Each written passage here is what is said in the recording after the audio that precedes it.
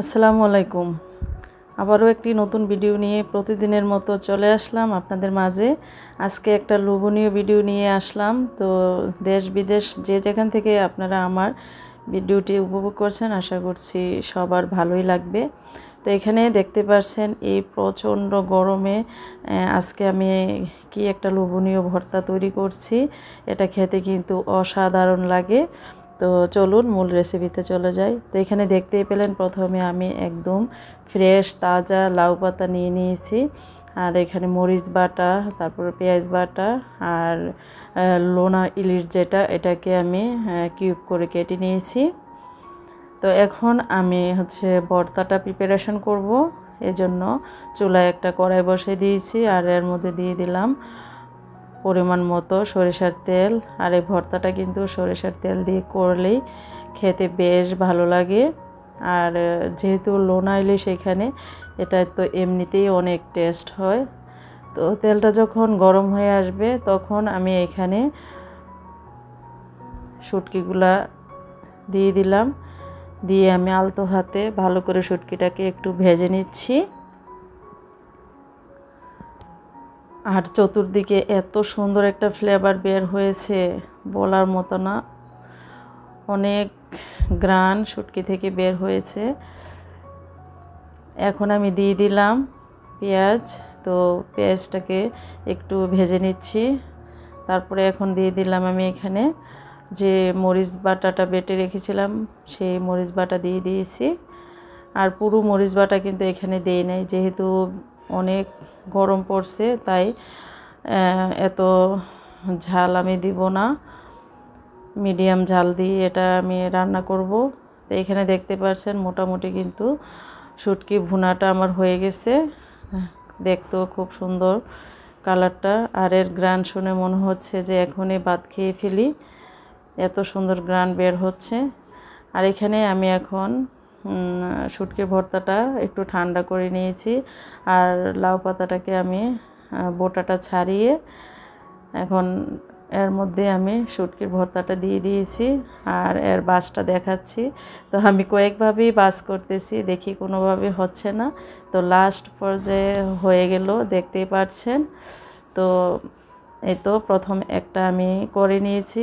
তো এর ডাটাটা আমি একটু ভেঙে নিচ্ছি, আর এই ডাটাটা আমি ফেলে দিব না, এটাকেও আমি ভেজে নিব। আর এই ডাটাটা খেতেও কিন্তু অসম্ভব ভালো লাগে, ভাজার পরে যখন গরম ভাত দিয়ে খাবো তখন অনেক ভালো লাগে। তো এর মাঝে আমি আরও একটা লাউ পাতা দিয়ে বড়াটা তৈরি করে নিলাম। আর পাতাগুলা বন্ধুরা দেখতেই পাচ্ছ তোমরা, এত সফট আর এত কচি পাতাটা। এটা যখন আমি তেলে ভাজবো তখন খুব সুন্দর করে কিন্তু মিলিয়ে যাবে। আরেকটা কথা বন্ধুরা, অনেকেই কিন্তু এই লাউ পাতার যে বড়াটা তৈরি করে, কেউ সুতা দিয়ে বাঁধে, কেউ দড়ি দিয়ে বাঁধে। আসলে এগুলা বাঁধার কোনো প্রয়োজন হয় না। আমি একটা টিপস আপনাদের সাথে শেয়ার করলাম এখানে। এটাকে এমনিতেই যখন ভাজ করব আর ভাজটা দিয়ে যখন তেলে ছাড়বো, তখন খুব সুন্দর করে একটা পাতা আরেকটা পাতার সাথে লেগে যাবে, একটুও ছুটবে না, তোমরা দেখতেই পাবে। আর এটাকে বাঁধার কোনো প্রয়োজন নাই, এটা বাড়তি একটা ঝামেলা হয় আমার কাছে। তো আমি এইভাবেই এই প্রসেসেই করে নিচ্ছি। তোমাদের যদি ভালো লাগে আমার এই প্রসেসগুলো ফলো করে কিন্তু তোমরা এভাবে চাইলেই কিন্তু যে কোনো শুটকি, চাপা শুটকি হোক বা ইলিশ শুটকি হোক, যে কোনো শুটকি দিয়ে তোমরা এরকম একটা বড়া তৈরি করে নিতে পারো খুব সহজে। এই তো আমি এখানে বড়াগুলো কিন্তু তৈরি করে নিয়েছি। এখানে আমার 8টার মতো বড়া হয়েছে। আর এখানে আমি যে ডাটাগুলো নিয়েছি, এই ডাটাগুলোকেও ছোট ছোট করে একটু কেটে নিচ্ছি, এতে করে ভাজতে সুবিধা হবে। তো আমার বড়াগুলো একদম রেডি ভাজার জন্য। তো এখন আমি চুলায় চলে আসছি, চুলায় একটা প্যান বসিয়ে দিয়েছি।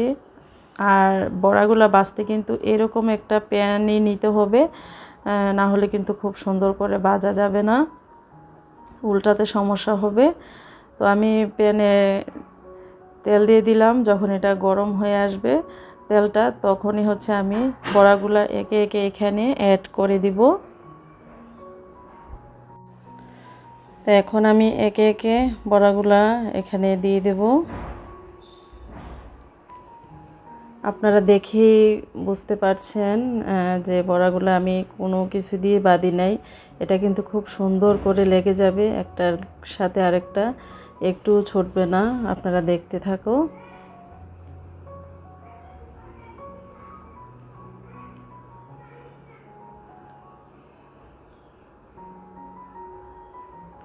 আসলে প্রচণ্ড গরমে আমার কেন জানি না এরকম একটা ভর্তা খেতে ইচ্ছে করছে। তো আসলে গরমের মধ্যে কিন্তু ঝাল, তারপরে কষা তরকারি, মাংস এরকম তরকারি খাওয়া কিন্তু ঠিক না। যত ঠান্ডা খাবার খাওয়া যায় ততই কিন্তু স্বাস্থ্যের জন্য ভালো। তারপরও মন চাইলো, কি আর করার আছে, তো বানিয়ে ফেললাম এরকম একটা ভর্তা।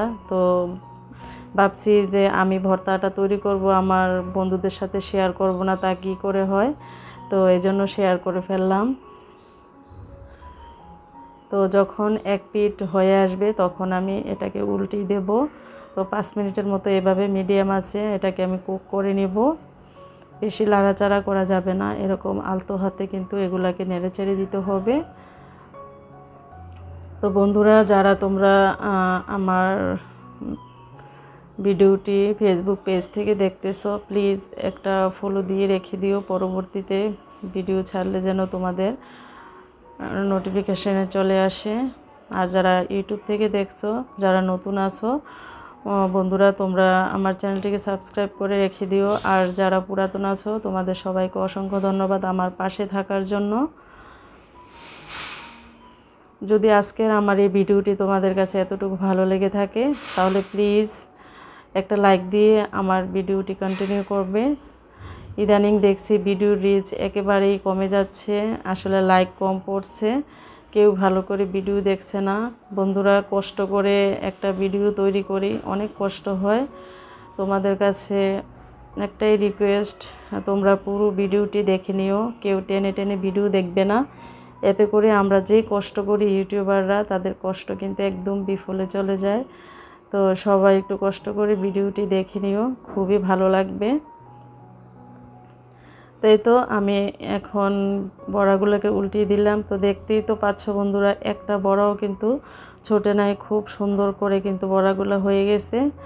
আর এই বড়াটা কিন্তু গরম গরম ভাতের সাথে দারুণ লাগে খেতে। আর এর সাথে যদি টক হয়, যে কোনো টক, তাহলে তো জমেই যাবে, দারুণ লাগবে একদম। তো আমি আমার বড়াগুলোর ফাইনাল লুকটা তোমাদেরকে দেখালাম, কেমন হলো দেখো। সবাই ভালো থেকো, আল্লাহ হাফিজ।